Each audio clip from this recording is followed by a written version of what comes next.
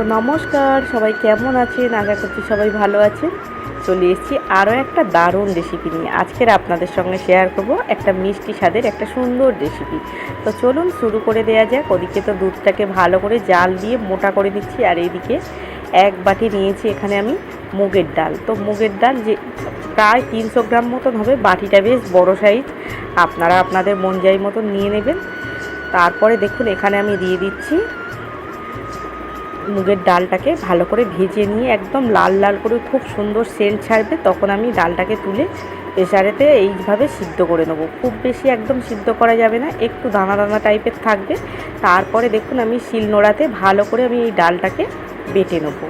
সুন্দর করে বাটতে হবে, যাতে ওই যে দানা দানা ভাবটা যাতে না থাকে, সুন্দর করে বেটে নিতে। বাট সিদ্ধ করা যেহেতু বেশি বাটতে সময় লাগবে না, তো খুব চটজলদি হয়েও যাবে। তো দেখুন এই যে সুন্দর করে বেটে নেবো। আমার শিলটা তো একটু ছোট, তাই একটু একটু করে নিয়ে আমার যাই হোক অনেক কষ্টে বাটতে হচ্ছে, কারণ সব পড়ে যাচ্ছে জানেন। তারপরে এই যে দেখুন চলে এসেছি নারকোল ছাড়াতে। এখানে আমি 2টো নারকোল দেবো, যেহেতু 300 গ্রামের মতন আমার মুগ ডাল আছে। তো নারকোলটা যতটা বেশি দেবেন তত সুন্দর লাগবে কিন্তু খেতে। আর নারকোল তো আমি তো একদম ছাড়াতে পারি না, অনেক কষ্টে, মানে অনেকক্ষণ সময় লেগেছে এই যে 2টো নারকোল ছাড়াতে। সুন্দর করে ছাড়িয়ে তারপরে এই যে ফাটিয়ে নিলাম। নারকোলটা কিন্তু একদম ঝুনো নারকোল। আর এইরকম ঝুনো নারকোলে কিন্তু এই যে সন্দেশ কিংবা পুরপিঠে খেতে কিন্তু দারুণ লাগে। তো চলুন এইবারে কুড়িয়ে নেবো ভালো করে। নারকোলটাকে বটি নিয়ে বসে পড়েছি, সুন্দর করে নারকোলটাকে কুড়িয়ে নেবো। তো নারকোলটা কোড়ানো হয়ে গেছে, এদিকে ডালও বাটা হয়ে গেছে। নারকোলটাকে আমি কিন্তু বেটে নিয়েছি, নারকোলটা না বাটলে হবে না, বেটে নিতে হবে। আমি মিক্সচারে সুন্দর করে বেটে নিয়েছি। তারপরে দেখুন এখানে দুধটাকে একদম কিন্তু জাল দিয়ে একদম ক্ষীর করে নিয়েছি, আরও একটু জাল দিয়ে নেবো উনানেতে।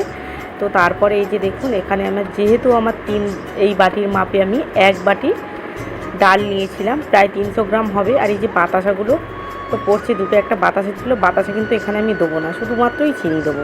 তো আমার এখানে 1 কেজির মতন আমি চিনি দিয়ে দেবো।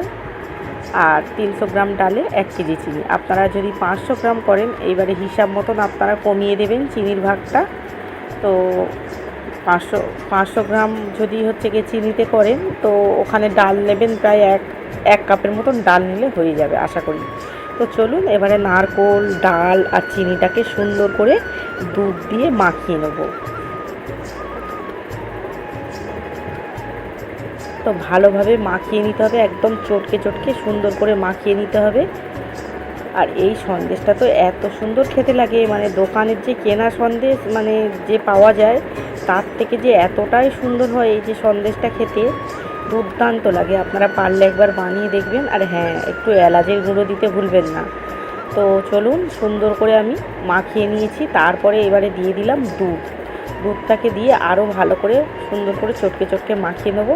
আরও একটু দুধ রেখে দিয়েছি, ভালো করে ক্ষীর করে নিয়েছি দুধটাকে। দেখছেন তো একদম ক্রিমের মতন হয়ে গেছে।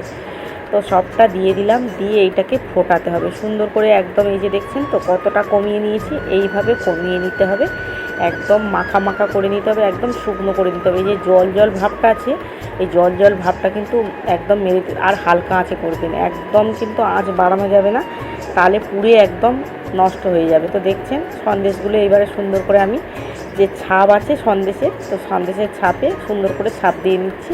তো এই যে দেখুন কত সুন্দর উঠছে। এই যে এইভাবে সব কিন্তু সুন্দর করে আমি ছাপিয়ে নেবো সন্দেশগুলো। তো এইভাবে সব সন্দেশগুলো রেডি করে আপনাদেরকে দেখাচ্ছি কতটা সুন্দর হয়। তো এই যে সন্দেশগুলো সব হয়েছে, একদম কিন্তু শক্ত, আর একদম ঠান্ডা হয়ে গেলে তো মানে ওই যে করতে করতেই ঠান্ডা হয়ে যায় জানেন।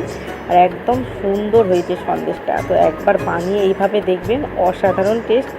এই যে দোকানের সন্দেশের থেকে যে বাড়িতে এই যে বানানোর সন্দেশটা এত দুর্দান্ত খেতে লাগে, আপনারা না একবার বানালে বুঝবেন না।